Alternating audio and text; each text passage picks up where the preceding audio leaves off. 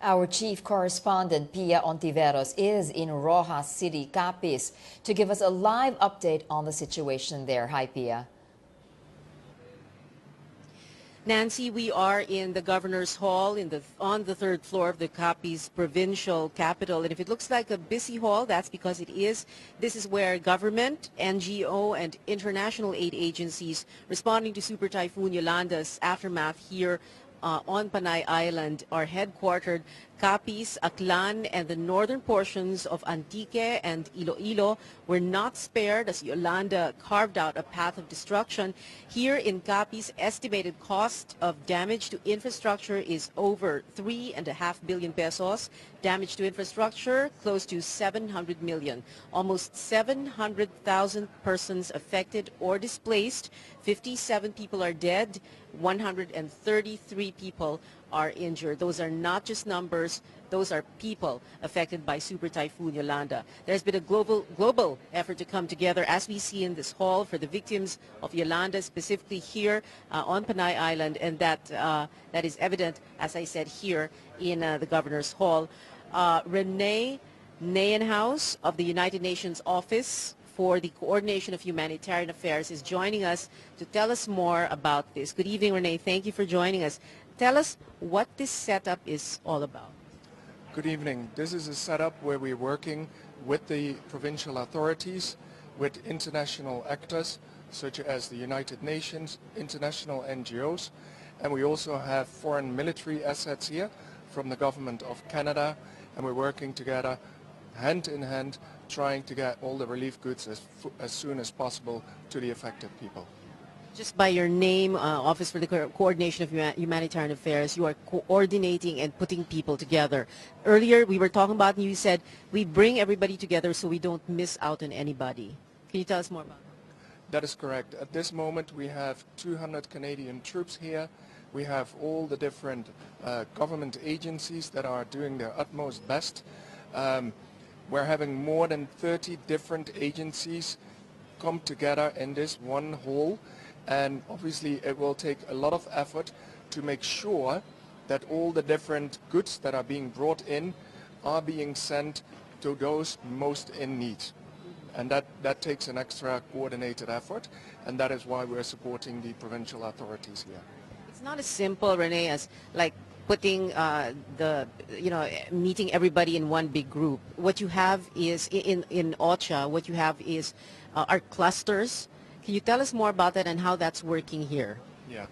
The cluster system has been set up by the international humanitarian community, and it's a system where we divide all the different activities in groups or sectors, areas, so to speak. So there are groups of people that work particularly in emergency shelter, or they work in water and sanitation. And to strengthen that coordination approach, we subdivide in these specific groups, and these groups will then coordinate together to set the priorities, and all of them are working hand in hand with the different line ministries and departments in the government. Okay, so is it as simple as we just don't want all these 8 agencies coming in and going to the different areas on their own? You're trying to put them all together so that they can complement each other's strengths and see whatever is missing? That is exactly correct. What we're trying to do is reach a common situational awareness, so everybody's on the same page, everybody has an understanding of where the first relief goods need to go first, and where we need to send the first water, the medical aid, where that all needs to go first. You mentioned water. You also said like health and nutrition. There's food, logistics, education. So these are all the different clusters. So in other words, you're not letting anything slip through the cracks. That is what we're trying to do here, and it's a huge task. We have tons and tons of food in the pipeline that is coming in. We have water purification that is being set up as we speak. As you can see, it's 9 o'clock at night. People are working through the night to make this as efficient as possible. Can you tell us more about people working through the night? Like the ones who are here right now, like what clusters are they with and what are they doing? Yeah. The cluster right behind us, who is looking at the map, That is the cluster of emergency shelter, and they are now trying to identify where the incoming relief goods will need to go to tomorrow. So it's a day-by-day action planning, and they've consulted with the authorities during the day, and now they are consulting amongst themselves what goods can they bring in, when will it arrive, and how can we get it to the right places.